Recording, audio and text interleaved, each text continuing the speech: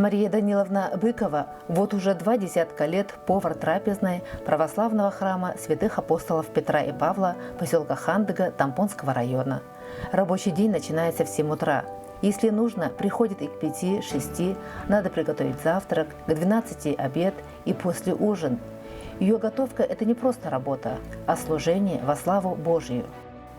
К нашему приходу Мария Даниловна уже налепила партию вареников для обеда, сварила 3 первых блюда для ужина – борщ, фасолевый суп и куриный. О каждом позаботилась. У кого-то аллергия, кому-то жирное нельзя.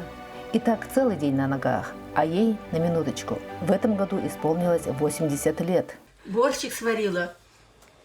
А сейчас вареники делаю с пшённой кашей. Сало пережарила, перемешала. Но надо попробовать. Но уже, ты знаешь, даже иногда не знаешь даже, что и готовить-то. Вот. Уже все, что-то приедаете. То суп, борщ, то второе, то вареники с картошкой, то с творогом, то с вишнями. Ну, что есть, то и слава Богу, все делай. Что там мы тут стоим в дверях-то? Ну ты даешь, а?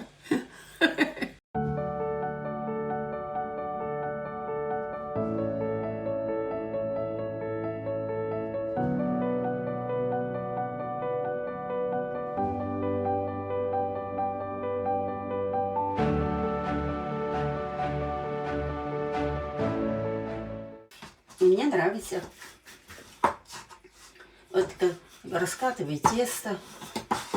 Потом, когда маленькие, с творогом я делаю маленькие такие. Так и все делаю. Вот слепляю его, этого вареничка этого, варю его, бросаю, вода закипит. Вот пельмень, да. А можно и вареник сделать. А это пшённая каша, зажаренная салом. Я его сало это выжарила. Что-то не видно в этой каше пшёнки это не видно этого сала.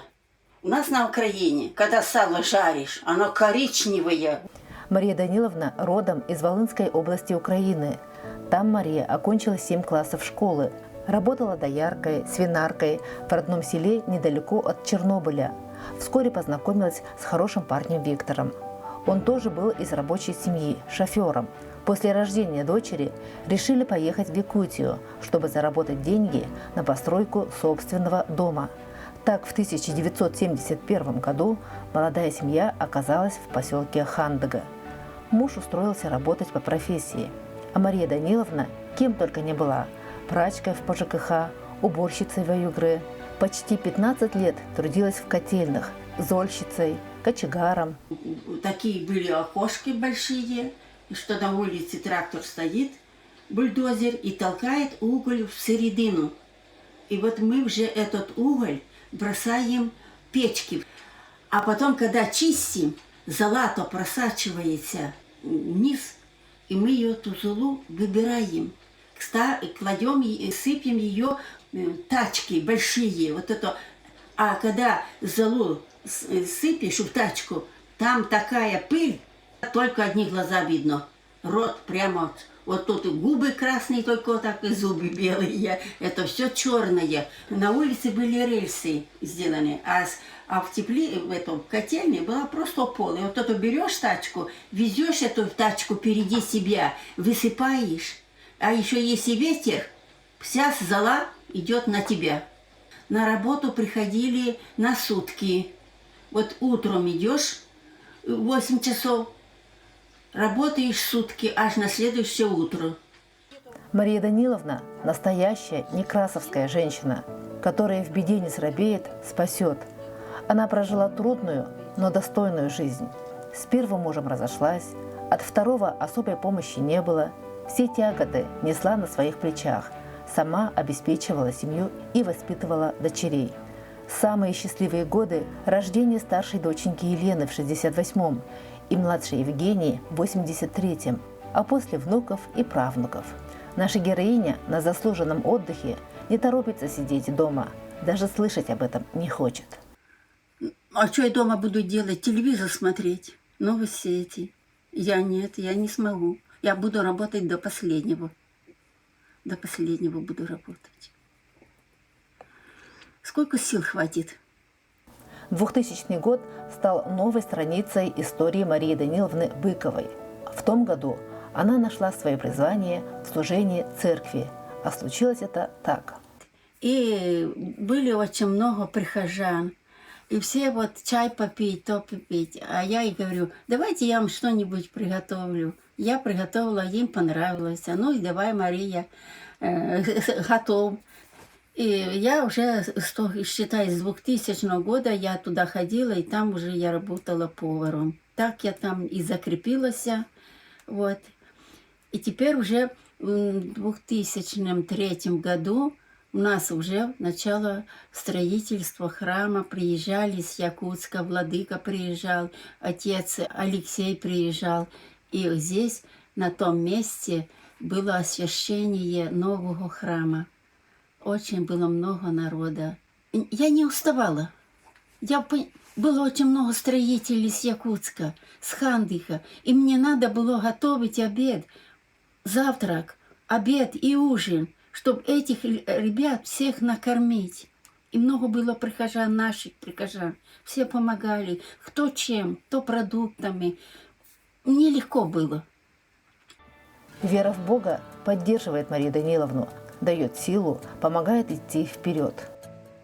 Он мне силу дает, он меня поднимает. Вот иди, иди. Я вот лежу, сплю, а вот же какая-то сила мне, вставай, вставай. Я встаю, прихожу сюда в 5 часов, когда захочу, когда в 5 приду, когда в 7 приду. Я приготавливаю обед. Не радостно, я не знаю, как другие, вот и как-то устают. Но я устаю, но все равно как-то быстро так проходит, что я забываю всю усталость свою. И я сюда иду, мне хорошо. Каждый день, трудясь в трапезной, Мария Даниловна не только готовит еду, но и делится своим теплом и заботой с окружающими, поддерживая нуждающихся и одиноких. По благословению настоятеля храма, отца Вячеслава, Мария Даниловна посещает больных, пожилых людей, которым нужна не только помощь, но и внимание, забота, ласковое слово. Каждому человеку не будешь говорить, вот я то пошла, я туда. Я делаю так тихоря. Не то, что тихоря я делаю, по благословению Бога, батюшки нашего. Пошла, проведала. Вот. И я знаю, что человек приходишь, она радуется. Мне аж глаза искрится такой, вот такая радость, что вот кто-то приходил, что-то пришел, проведал с храма. Даже дети ихни, своих родных родителей, и то не проведывают. За беседой и готовкой наступает время обеда. В трапезной быстро накрывается стол. Здесь, по домашнему уютной атмосфере, женщины общаются, делятся новостями. Мария Даниловна радует и удивляет паству разными способами приготовления блюд. Итак, вот я пришла уже в это православие, считай, с 2000 года, и работаю я здесь уже постоянно. Правда, я работаю во славу Божью. Я работаю не за деньги, я деньги не беру. Мне предлагали деньги за мою работу, но я отказалась. Я знаю, что мне Господь больше даст, чем этих 500 или 1000 рублей, чтобы будут они мне платить-то. Я просто отказалась от денег. Когда храм нас построил, был у нас батюшка этот Роман, он тоже мне деньги предлагал. Ты знаешь, у меня даже совесть не позволяла, как это я сюда пришла к Богу, и я еще должна брать деньги. Иногда, знаешь, бывало так, что хлеба ни за что было купить. А вот подумай, нет, здоровье мне все же таки дороже. Господь мне больше даст. И Он мне все время дает. Господь, что я захочу, Он мне дает. А мы тем временем выходим с Марией Даниловной во двор. Он большой и ухоженный. Тут есть небольшой огород, плодовые кустарники и деревья, рябина, боярышник, шиповник и даже яблоня. Это большое подспорье для трапезной. Земля здесь благодатная, благословенная.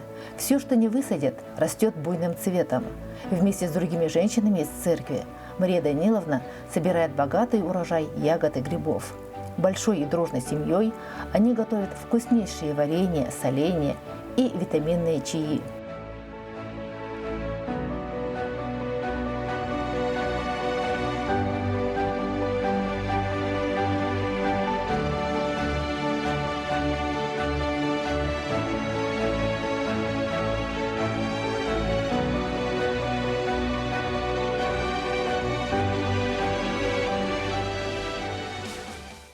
И я все время и благодарю Господа, и прошу помощи у Него, и благословения не только для этого, что вот здесь растет, то, чтобы приготовить вкусный обед, накормить ближних своих. Не только ближних, много паломников нам приезжает, потому что у нас тут есть гостиница вот здесь, на первом этаже. Люди здесь отдыхают. Девочки у нас очень прихожане хорошие, такие добросовестные. Они никогда не откажутся. Надо картошку посадить, посадили. Надо грядку прополоть, пропололи. Надо собрать это. Помогают мне, и варенье варят, и ягоды перебирают. Вот на зиму это решили мы в этом году рябину. Пойдемте, я покажу вам рябину. Вот, рябину. Сейчас, давайте, смотрите, дорога такая, что можно свалиться. Смотри, попробуй. А? Давай, попробуй. Как? Ага, Москву видно. Ну ты попробуй, сорви своими руками. Хорошо. У них камушек меньше.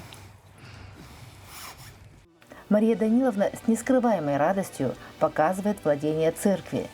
Деревья, посаженные в середине 2000-х, разрослись, и теперь здесь настоящий сад, где можно подышать свежим воздухом.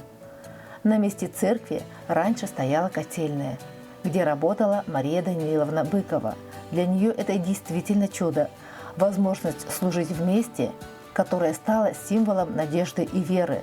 Это преобразование, словно отражение ее жизненного пути, вдохновляет нашу героиню продолжать трудиться и делать добро.